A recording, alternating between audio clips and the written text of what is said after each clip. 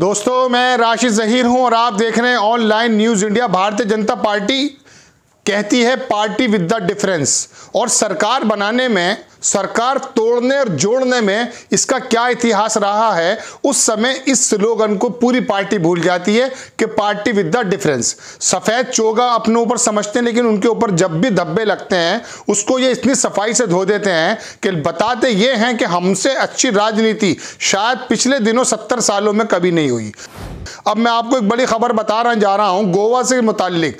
गोवा के अंदर 5 बार के रहे मुख्यमंत्री, जिनके बारे में भारतीय जनता पार्टी को उम्मीद थी कि वो भारतीय जनता पार्टी में आ जाएंगे, बल्कि देवेंद्र फडणवीस जो महाराष्ट्र के मुख्यमंत्री भी थे, उन्होंने तो इस बात का इशारा भी दिया था कि ये मुख्यमंत्री जो हैं, जो गोवा के 5 बार रहे और 45 साल से लगातार विधायक चले आ रहे हैं कांग्रेस आई की तरफ से, वो भारतीय जनता पार्टी में आने वाले हैं। लेकिन उनकी उम्मीदों को बहुत जबरदस्त गहरा झटका तो तब लगा जब अभी कुछ ही दिनों पहले लगभग 8 दिसंबर को पूर्व मुख्यमंत्री ने वीडियो पर आकर कहा कि ऐसी कोई संभावना नहीं है। अब बड़ी खबर, गोवा के अंदर तोड़ जोड़ के जैसी सरकार बनाई वो मैं बाद में बताऊंगा। बड़ी खबर यह है कि वो 5 बार के मुख्यमंत्री श्री प्रताप सिंह राणे अब दोबारा से कांग्रेस की तरफ से लीड करने जा रहे हैं और इस इलेक्शन में लड़ने के लिए जा रहे हैं। और संभवतः ये इतना बड़ा मास्टर स्ट्रोक कांग्रेस आई की तरफ से है कि भारतीय जनता पार्टी को शायद झटका बहुत बड़ा लगा। खबर आपको दिखाते हैं, अंशुमन सेल इसको ब्रेक करते हैं कि 5 time CM of Goa Shri Pratap Singh Rane announces, उन्होंने खुद अनाउंस किया that he will contest upcoming assembly election from Congress in 2022 में वो कांग्रेस की तरफ से खुद इलेक्शन लड़ने जा रहे हैं। Shri Rane is a 11 time MLA in Goa, 11 बार, मैं 45 साल आपसे कह रहा था, 11 बार ये एमएलए रहे। Shri Rane have never lost an election from last 15 years, पिछले 50 सालों में मिस्टर श्री राणे जो ये प्रताप सिंह राणे हैं, ये कभी इलेक्शन नहीं हारे। मैसिव बूस्ट फॉर कांग्रेस, ये कांग्रेस को लिए एक बूस्टर साबित होने जा रहा है। अब मैं आपको बताता हूं कि ये जो कैंडिडेट ये 50 साल से लगातार एमएलए रहे, 11 बार एमएलए रहे और 5 बार गोवा के मुख्यमंत्री भी रहे।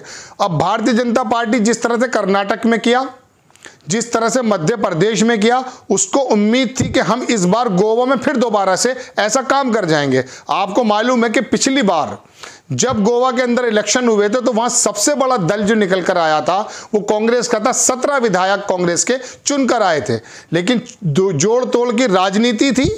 भारतीय जनता पार्टी के राज्यपाल से मिलकर क्या काम हुए वो कहानी दूसरी है। लेकिन बता दूं कि 12 कैंडिडेट आने के बाद सरकार भारतीय जनता पार्टी ने बनाई और कांग्रेस के 17 विधायक धरे के धरे रह गए और भारतीय जनता पार्टी ने लोगों से समर्थन लेकर के जो निर्दलीय थे सरकार बनाई और कांग्रेस के भी विधायक तोड़ने का काम किया।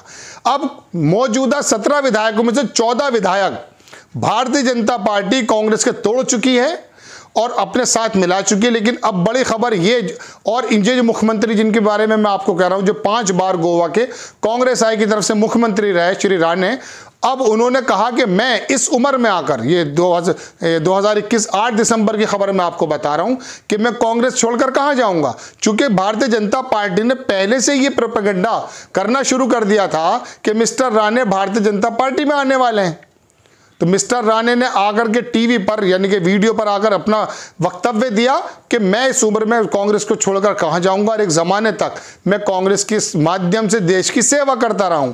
अब उनके इस ऐलान से, चूंकि सबसे बुजुर्ग और सबसे ज्यादा अनुभवी मुख्यमंत्री गोवा के ये माने जाते हैं, अब इन्होंने खुद ही इलेक्शन में जब लड़ने का फैसला कर लिया है तो भारतीय जनता पार्टी की जो जोड़ तोड़ की राजनीति जो मध्य प्रदेश और कभी कर्नाटक और कभी कहीं वो जो तमाम है उसको झटका लगा। अब मैं आपको भारतीय जनता पार्टी का थोड़ा इतिहास बताना चाहता हूं।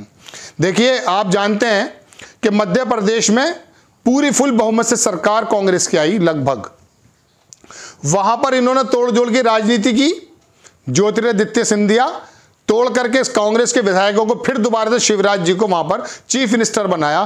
क्या यह शोभा देता था कि आप किसी दूसरे दल में तोड़ फोड़ करें और तोड़ फोड़ करने के बाद आप अपनी सरकार बनाएं? चलिए, ये बात यहीं खत्म नहीं होती। अब आप कर्नाटक आ जाइए। कर्नाटक में किस तरह से आपकी सरकार कांग्रेस के गठबंधन की जो थी, जो जनता दल है, उसको किस तरह से तोड़ा गया, किस तरह से वहां पर जो विधायकों को तोलों की खरीदो फरोख्त हुई, वहां पर सरकार बनाई। एक जमाना यह हुआ करता था कि नैतिकता होती थी नेताओं में और पार्टियों में।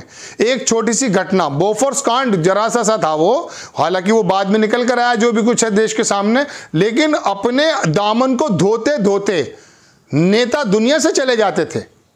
लेकिन आज आप कुछ भी कर लीजिए, प्रधानमंत्री जी कुछ कर लें, गृह मंत्री कुछ कर लें, पार्टी के अध्यक्ष कुछ कर लें, इनको कोई प्रॉब्लम नहीं है। और नैतिकता उन अनभक्तों की भी खत्म हो चुकी है जो नेता के जो कोई भी घोटाला करने पर, कोई भी स्कैंडल करने पर बिल्कुल खत्म कर देती है। सेंगर जिसको बरी किया गया है अभी एक मामले में, उसी के करीब को पहले अभी चुनाव में टिकट दे दिया था, पिछले दिनों इलेक्शन में लड़ा दिया। तो इन्होंने कहा कि बदमाश हो, गुंडे हो, घोटाले करने वाले हो, यदि किसी भी दल को छोड़ के भारतीय जनता पार्टी में आते हैं तो वो बिल्कुल साफ शफाफ हो जाएंगे। वॉशिंग मशीन का नाम सुनते ही है कि Bharatiya Janata party washing machine है, और छापे भी उन्हीं के लगेंगे जो विपक्ष के लोग होंगे। इलेक्शन के समय लगेंगे। कल मैं एक डिबेट देख रहा था, वहां पर एक साहब बोले कि साहब ये तो पूरे साल इलेक्शन होते रहते हैं, पूरे साल इलेक्शन होते रहते हैं, तो CBI ED ये फिर काम कब करेगी? बिल्कुल जायज बात है, लेकिन पिछले 7.5 सालों में विपक्ष पे ही झापे लगेंगे, बिल्कुल लगे, उनकी प्रक्रिया है, उनको काम करना चाहिए। समाजवादी पार्टी के ऊपर जो छापे लगे उसके संबंध में वो बात कर रहे थे। और रूबिका लियाकत जी हमारी गोदी एंकर की, जो गोदी मीडिया की एंकर हैं, वो उसको सपोर्ट कर रही हैं। तो सवाल उनसे कोई करने वाला ये नहीं था कि साहब बिल्कुल लगने चाहिए छापे, लेकिन ये बताइए पिछले 7.5 वर्षों में विपक्ष के अलावा तुम्हारी पार्टी का कोई नेता ऐसा नहीं था जो चोर था, या चोर होने का आरोप नहीं लगा उस पर। बिहार के अंदर जो आप घोटाला करके आए हैं, आपको मालूम है छापे लगे वहां, आप लगाइए छापे। अभी विकीलीक्स का मामला है, अमिताभ बच्चन के बेटे की बीवी को समन गया, समझ में आती है बात। अंबानी को भी तो था, पनामा पेपर्स में अंबानी का भी तो नाम था। क्या आपके अंदर प्रधानमंत्री जी, गृह मंत्रालय को संभालने वाले अमित शाह जी, इतनी हिम्मत है कि अंबानी के बारे में एक फोन करा दिया जाए ED या UD से, किसी से भी, कि साहब आइए अपनी सफाई दीजिए? नहीं दे सकते, नहीं दे सकते आप, क्योंकि पूरा देश जानता है कि जब 2014 से पहले आप अडवाणी को हटा करके गए थे तो पता यह हुआ था कि पैसे का जो इंतजाम था, ये बाकायदा डिबेट्स में, मैं अपनी तरफ से कोई बात नहीं कहूंगा, ये लोगों का आरोप है, मेरा आरोप नहीं है। कहा था कि उसमें मोदी जी कर सकते हैं, इसलिए आप जो है नेता प्रतिपक्ष जो प्रधानमंत्री का चेहरा बने, क्योंकि इंतजाम करने वाले आप थे।